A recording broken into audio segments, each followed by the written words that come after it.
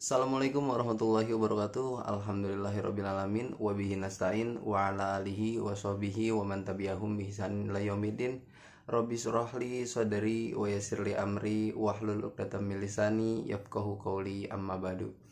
Baik, pada kesempatan hari ini saya Erlangga Abdul Kalam ingin menjalankan tugas yang diberikan oleh Dr. Andes Muhajir mengenai persoalan sumber daya manusia, ya.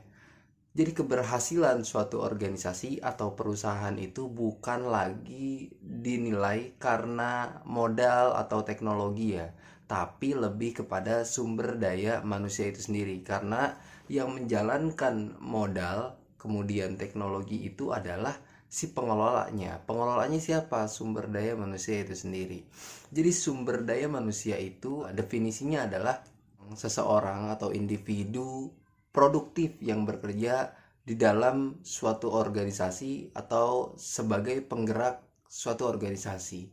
Sangat penting ya SDM ini untuk melancarkan organisasi mencapai tujuannya, karena di pengembangan SDM ini nantinya para pekerja di perusahaan atau organisasi akan merencanakan, menjalankan agar agar tujuan dari organisasi atau perusahaan ini sampai.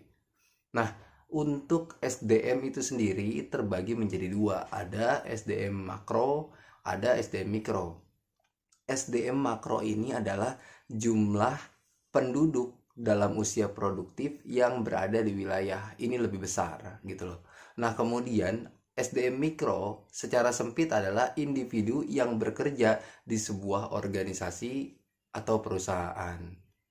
Jadi sangat penting ya, lagi-lagi jika kita bicara kesuksesan itu, maka yang harus diutamakan adalah sumber daya manusia itu sendiri, bukan faktor lain seperti modal dan teknologi tadi ya. Ya, esensinya harus diutamakan sumber daya manusia itu karena ia adalah aset, maka itu harus kemudian diasah terus kemampuannya.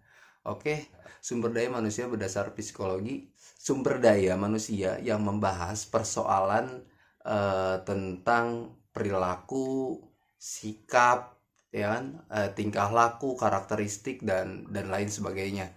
Dan nantinya di dalam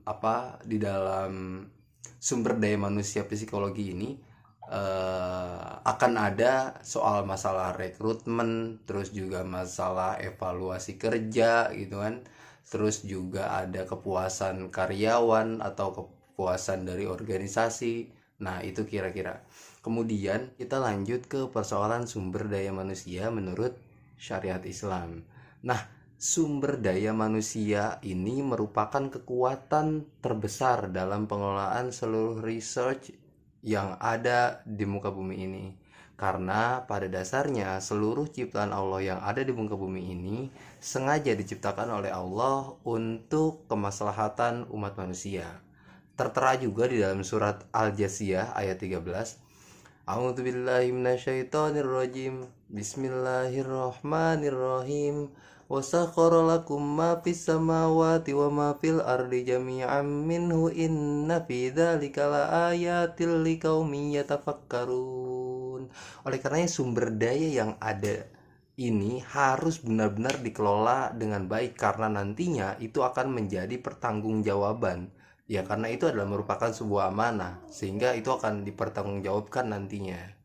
Nah, untuk mendapatkan pengelolaan sumber daya manusia yang baik ini, maka diperlukanlah pengetahuan gitu loh. Sebagaimana tertera juga bahwa pengayaan ilmu pengetahuan atau pengelolaan kualitas SDM merupakan suatu keharusan dalam Islam itu sendiri. Rasulullah pernah berkata juga bahwa ya, utlubul ilmu minal mahdi ilal lahdi. Jadi carilah ilmu dari buayan sampai ke liang lahat. Ya, jadi semasa hidup akan terus belajar, akan terus menggali, sehingga ya kita akan menjadi orang yang kaya akan pengetahuan, sehingga kita bisa memfilter nantinya mana yang baik dan mana yang buruk. Jadi esensinya itu ya, sumber daya yang lainnya itu tidak lebih berharga dari sumber daya manusia itu sendiri, karena yang menjalankan faktor-faktor tersebut adalah sumber daya manusia atau orang yang bekerja di suatu organisasi atau perusahaan tersebut. Oke, itu saja Pak. Kurang lebihnya saya mohon maaf. Wallahul muwaffiq ila aqwamit thoriq. Assalamualaikum warahmatullahi wabarakatuh.